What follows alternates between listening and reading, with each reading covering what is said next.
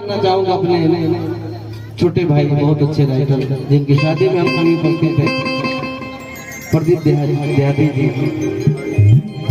आज इनके नए जीवन की शुरुआत हो रही है, तो दिल से बहुत बहुत आभार। आदरणीय इस कार्यक्रम के संयोजक हम सबके प्रिय मित्र आदरणीय मास्टर साहब श्री ब्रजेश कुमार जी, हृदय से बहुत बहुत आभार। ढेर सारा सम्मान मिला, बहुत प्यारे साउंड पर हमारे छोटे भाई स्टार रेडियो रवि बाबू का ढेर सारा प्यार।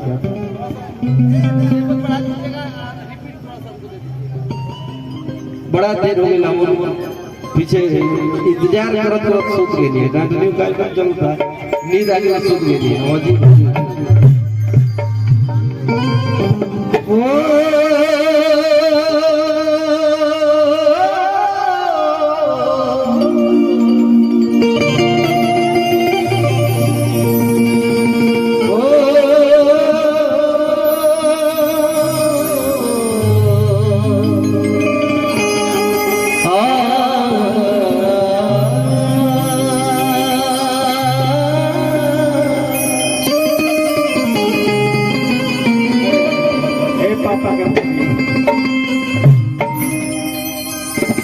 जितना दिया सरकार ने मुझको,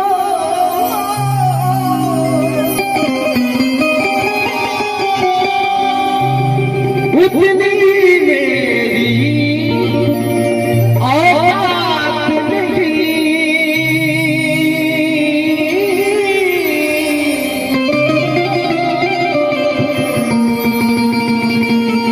ये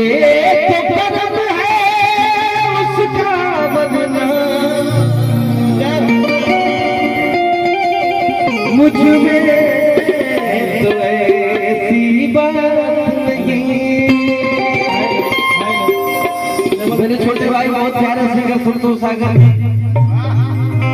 छोटे भाई मास्टर गुलशन जी, शुभम देव, सभी लोग गा गए। मुझे लग रहा है कि गए के भी हैं, जाने की तैयारी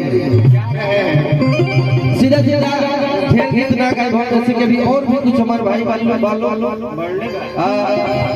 जो हमारे गीत जीवना सबके पहचान मिल बा पूर्वा बयार जैसे कि बहुत हाँ कुछ हमन के पूर्वा करेला बहुत प्यारी है, क्या बात है।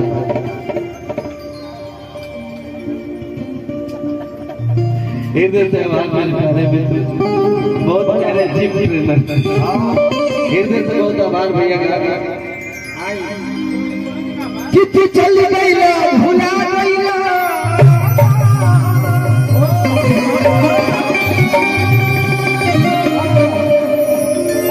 लेकिन काली नागे आज ज्योति जी लगा करिया करिया हरी हरी ओढ़नी तहार छूट गई, छूटल कौना बगिया ये गोरी त खरिया कहे कि तू चली गई ना भुला गई ना,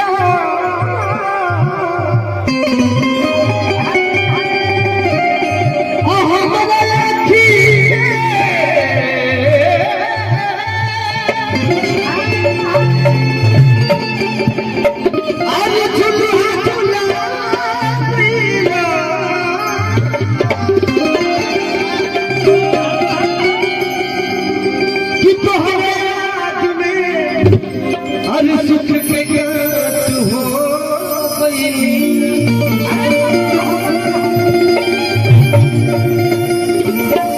तू जाके कवन बगिया में फुला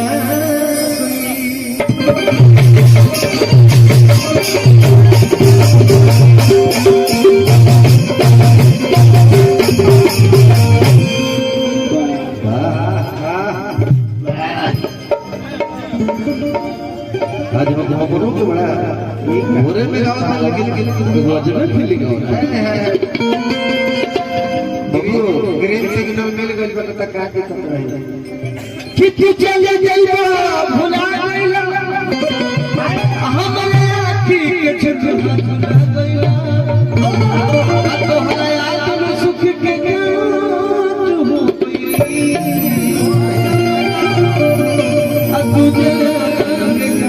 बगिया खुदा गए लेकिन मेहरारू बोला दिया जे पति प्रदेश के दर्द बकवाए ये भोरिया का टाइम आ कोनो भी मेहरारू चाहे ले मरद के याद भोरिया बैठे रहे।